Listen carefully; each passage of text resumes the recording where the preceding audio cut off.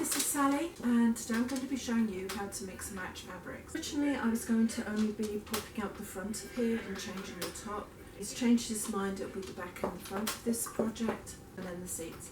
I have 2 of these to do, so hopefully they'll turn out really smart. Kind of covered everything before plenty of times, but it's always nice to get new ideas on projects. So let's get on with it.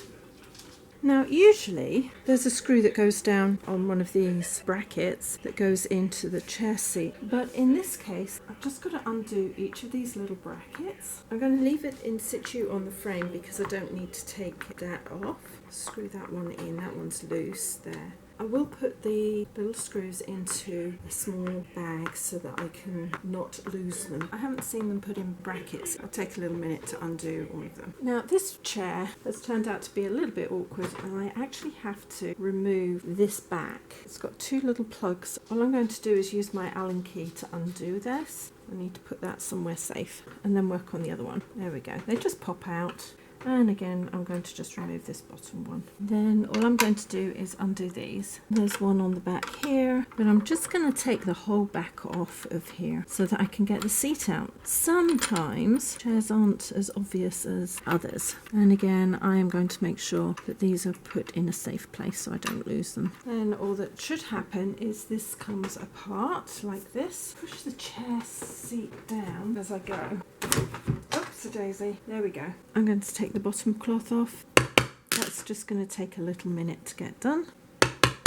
Once you've got some of the piping free, you can use your pliers just to roll it out of the staples that are holding it in place. Some will come out with the piping and others will just break. Just go back and pick those ones out. I've just cut my finger on a piece that was sticking up. That's why I'm always rather cautious and advise everybody else to be cautious about taking every little bit out because it's so easy to cut yourself. I'll just carry on working my way around the cover.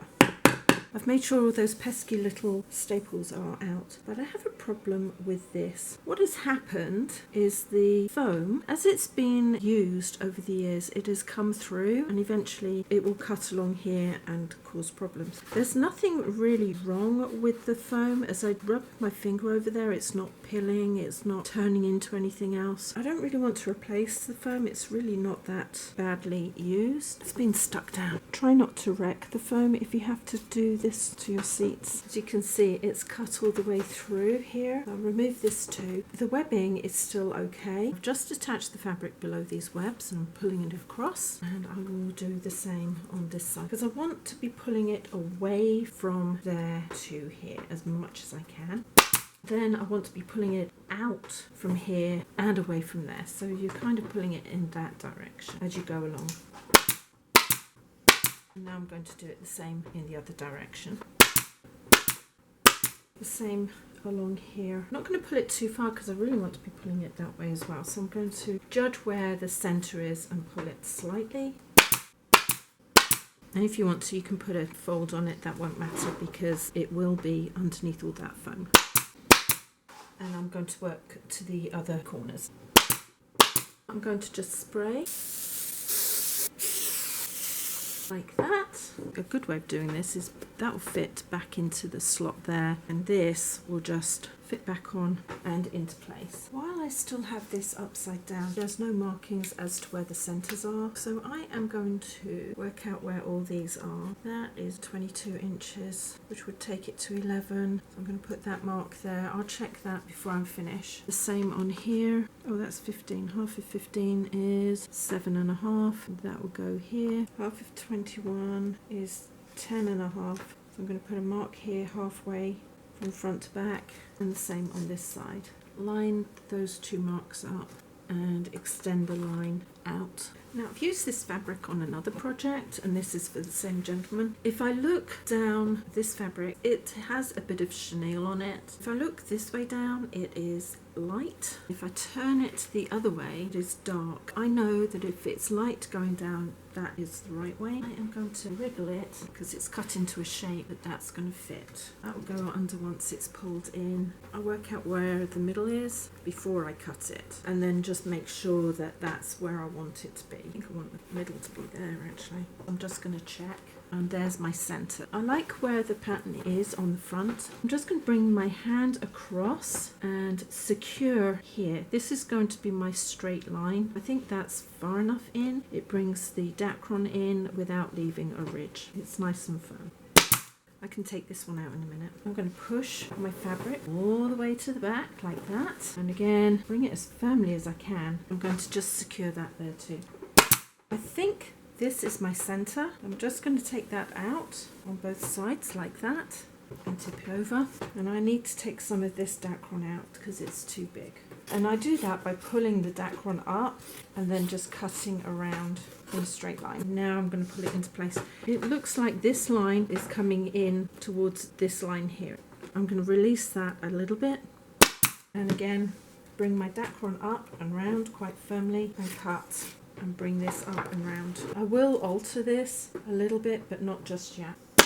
My whole point at the moment is to hold the cover at 4 points as steady as I can and then bring this in. If you have a join in your dacron like I do, make sure that the join stays in place as you pull the fabric in. If you don't, you end up with a little ridge. Don't want to do that. I'm going to bring that in and start stapling it into place. This is such a big chair seat, it's causing me a little bit of a problem. Again, I'm going to make sure my dacron matches at the back there, so I'm pushing it into place and then pulling it forward. I think I'm going to line up these ones here so they'll all be even and bring that there. There we go. This one I'm going to alter. I've reset the center. It comes in slightly here and here. These two might need to be altered. Pull that down like that into place and secure. Try not to let go. And then I'm going to just smooth this line out slightly. I'm going to do the same with this side. Pull it down and into place. And actually, I don't need to change these either side because it does come in quite nicely. I'm pulling out like that at the moment. So on both sides, I was pulling down and out. I want that to be like that. I need this and this one to be even, so I might have to alter this, but I think that one's going in quite smoothly. Likewise, when you're pulling in the sides, make sure that you are making it as even as possible. If I pull that, it more or less is. I'll have to work the corners in because they're cut in. I'll stick that in too. I will make sure that it works the same on this side. Oh, I need to take some more of that off, that's fine. When I look at the front here, that's a little bit higher than on the front here, so when I pull this in properly, I'll make sure that that comes down and into place. I am going to work this so that it looks nice on the top. I have shown you how to do this on smaller chairs. I dislike oversized because it's awkward to show everybody everything. I have here a length of piping. I cut it on the bias so that I wouldn't have any specific stripes. It's 1.5 inches. 2 inches because it's going round a seat would be better, but I'd cut plenty for another project. Cut that back. The piping cord I'm going to just pop in here. It's about 1 inch down from the top. Slide that under like that. And I'm going to keep the raw edges together and start sewing along. It's on the longest stitch. When I get close to the join, flatten that out like that. Make sure that it stays flat. I prefer usually to have 2 inches for the piping because it's going to be stapled into place rather than sewn into place. And this is quite thick fabric, so there's not much of a flange on here. It'll be enough, but it's really not a good one. Carry on sewing to the end of the length of cord. Having centered the second seat cushion, the same way I used my points, I'm going to put the piping on. I'm going to start in this corner because it's going to be hidden behind the chair leg. Run the side of the piping along the outside edge of the wood. Not like that. This is why I prefer to have a wider flange because it does sometimes blow out to the side. When you get to a corner, just ease it around the corner. There's a little bit of padding under here, so it's a little bit awkward to find the absolute edge, but I think that's where it is. And staple it into position. Come back out of this corner and again ease it around. When you're round your corner, go to the other end of your piping, pull it slightly where you need it, and then just infill. sometimes find if you don't have very much flange that that's the best way of getting the piping round, and then it's even. Just don't staple through your fingers, it hurts. And then work your way on round. Because this is on the bias, you can pull it around the inside corners and not have to cut the flanges, which then means they are less likely to fray. I started here in this corner. All I'm going to do is bring that across like that and secure it and cut the excess off. Here is the cover that's going to go back on. This one lines up quite nicely. I'm going to start off this side. When you're using a previously used base cloth, you sometimes don't want to go in like they came out. Here's the back. I've already pulled off the piping, and now all I've got to do is remove both sides of the back. I don't really want to go this way because it will mess up that. Sometimes you need to do it just to get started. And I know the gentleman's going to be painting, so it doesn't really matter. I'm going to work my way around to get all of these out. And then that way. So try to get the staples out by going this way. Stop before you get to the edge, like that. And then when you peel them off, take them towards the foam, and you should avoid getting too many marks on the side here. Sometimes it's difficult to avoid that.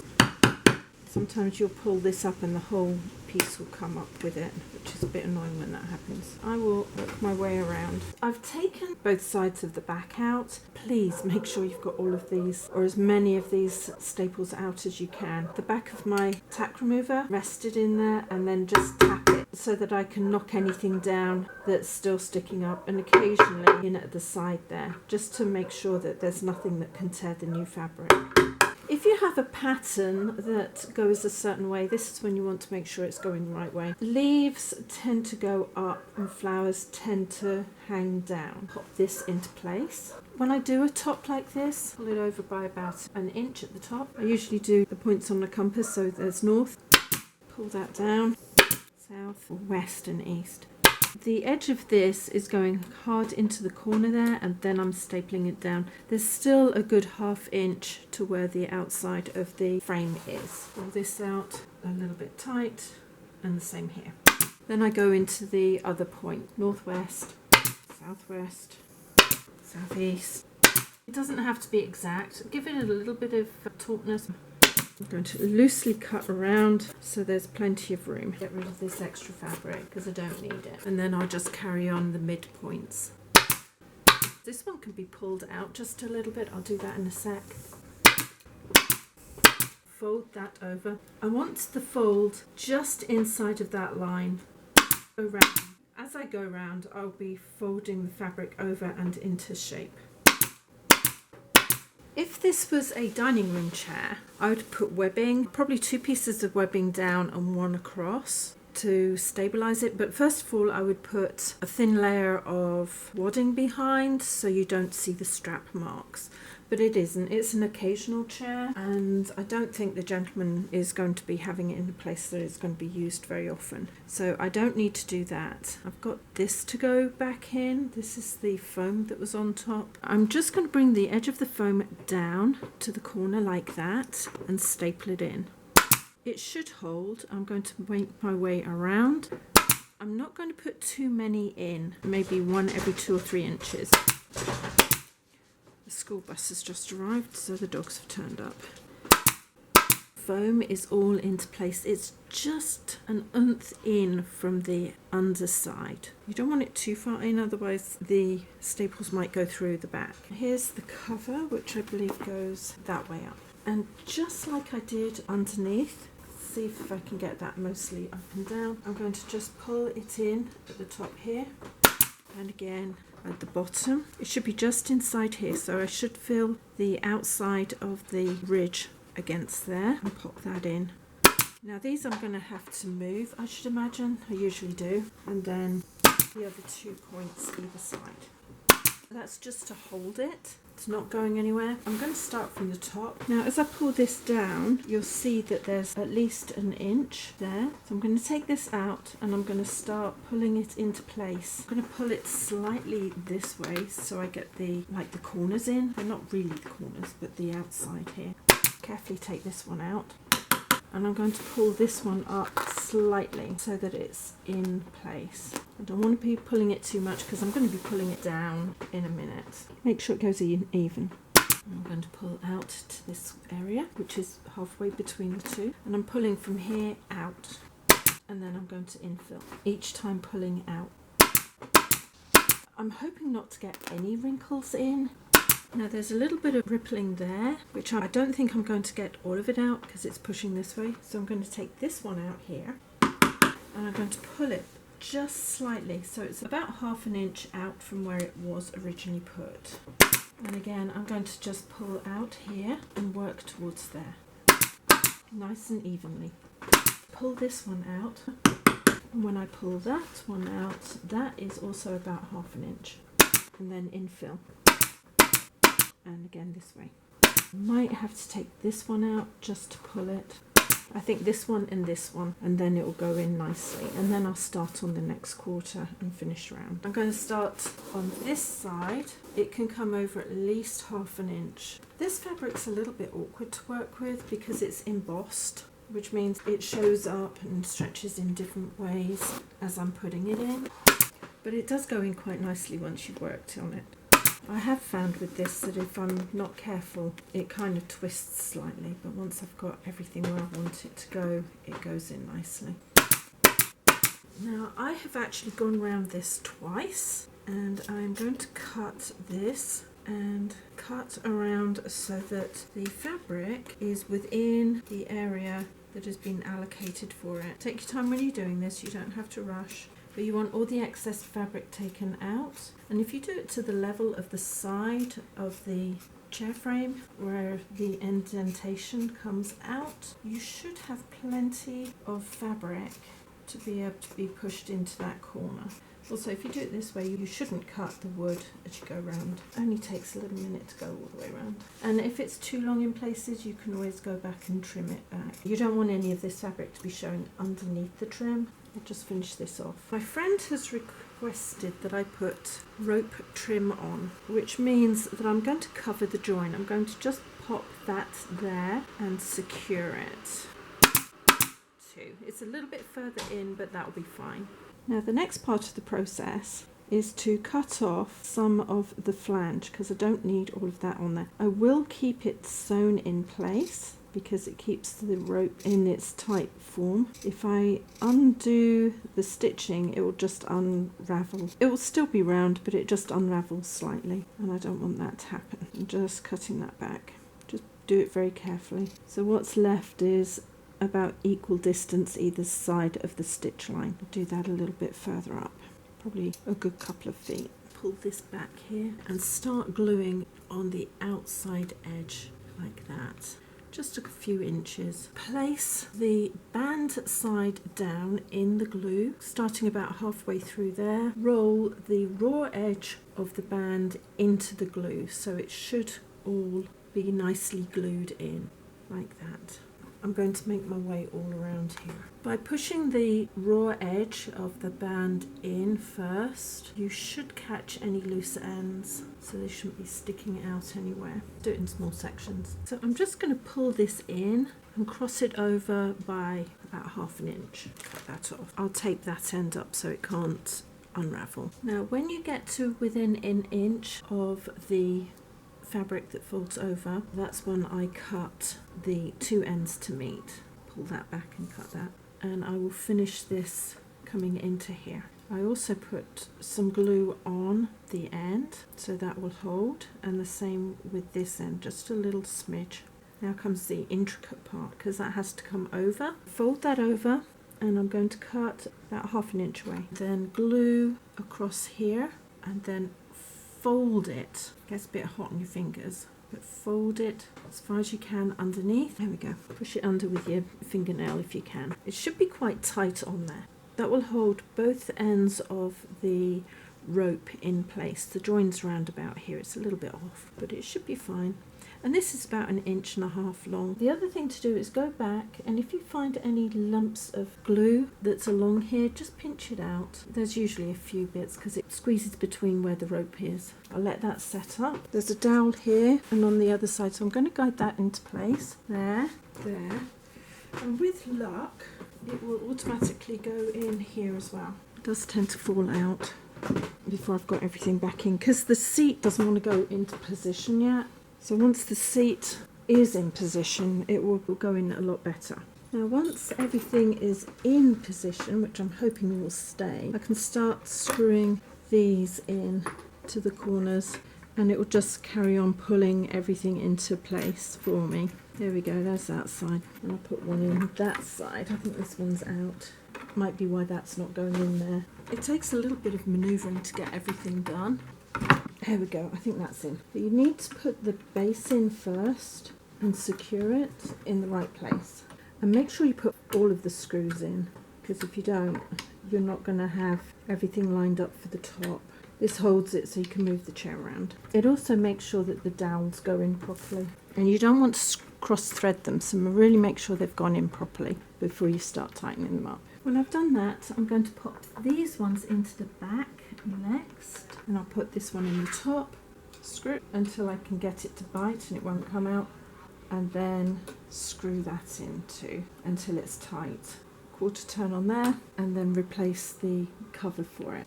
Thank you very much for joining me on this little project. As you can see, we've got two different seat covers, although the backs are the same and the trim is the same. I actually think he's going to be really pleased with it. I'm not worried about any of the dings or the paint that's on there. It wasn't me. The dings might have been, but the paint wasn't. But I know he's going to be painting them, although I did suggest paint them and then put the covers on, but he wanted to do it the other way around so he could think about what he was going to do with them when he saw them. If you'd like to see more from me, please subscribe, hit the bell button, and a few thumbs up would be absolutely brilliant. And in the meantime, take care. See you later. Ciao.